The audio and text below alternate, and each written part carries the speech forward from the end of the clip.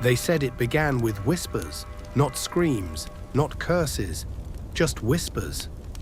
Drifting through the village like cold fog at dawn, a cow found dead without wounds, a child woke screaming from dreams of fire, milk curdled overnight, bread turned bitter, and someone always said the same thing. It wasn't like this before. In the Middle Ages, fear did not need proof. It needed only a story. And once that story found a name, a woman's name, the village had already chosen its witch. Medieval villages were small worlds, pressed tightly together by necessity and fear. Houses leaned into one another as if sharing secrets. Fields stretched outward, but safety lived only inside the church bell's reach. Life followed patterns older than memory. Plant in spring, harvest in autumn, prey in between. Anything that broke this rhythm felt unnatural. There were no doctors in most villages, no science to explain illness, famine, or madness. Only God above and something else below. Be quiet, she will hear you. When sickness arrived without warning, or crops failed despite careful prayers, villagers searched for meaning. And meaning, in those days, often took a human shape. Someone must be responsible. It usually began quietly. A neighbor noticed that Margaret lived alone. Another mentioned that Agnes knew too much about herbs. Someone remembered that Elsbeth didn't cry when her husband died. None of this was a crime, but fear doesn't accuse loudly at first. It suggests, she's different. She watches too closely. She was outside during the storm. The whisper passed from mouth to mouth, changing shape each time. What started as curiosity slowly hardened into suspicion. And suspicion, once shared, becomes truth. Most accused witches shared one thing. They did not fit neatly into the village's expectations.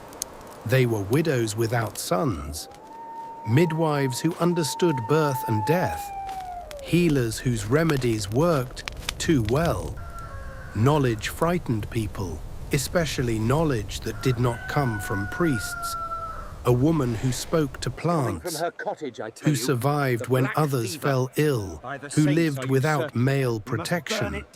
She stood too close to mystery, and mystery in medieval Europe was dangerous. The village could endure hardship, but it could not endure randomness. If a child died, someone had to answer. If the harvest failed, someone had to blame. And so fear began to gather shape. A cow died near Margaret's fence. A baby fell ill after Agnes visited. A storm destroyed Elsbeth's crops, but spared her garden. Coincidences became evidence. The whispers grew louder, no longer afraid of daylight. She cursed us. She made a pact. She serves the devil. Once spoken, these words could not be taken back. Fear is strongest when shared. One voice can be ignored. 10 voices feel convincing. An entire village feels certain. People began to watch each other, to remember details that had never mattered before. A glance, a smile, a refusal to attend church. The accused woman often sensed it last, because fear rarely announces itself. It simply withdraws kindness. Doors closed sooner, greetings faded. Children were pulled away. Isolation was the first punishment. When the church became involved, whispers turned into doctrine. Priests warned of Satan's presence. Sermons spoke of temptation and hidden enemies. Scripture was used not to calm fear, but to organize it. The idea of witchcraft offered comfort, because if evil had a source, it could be destroyed. And destruction felt like control. Trials were held. Confessions were demanded. Silence was treated as guilt. Pain became proof. No one confessed because they were witches. They confessed because they were human. Under torture, the mind seeks escape, and the fastest escape is agreement. I flew at night. I spoke to spirits. I cursed the village. These words fed the fear. Each confession justified the next accusation. The village felt cleansed for a moment. But fear is never satisfied. When one witch burned, another was needed. Because misfortune did not disappear.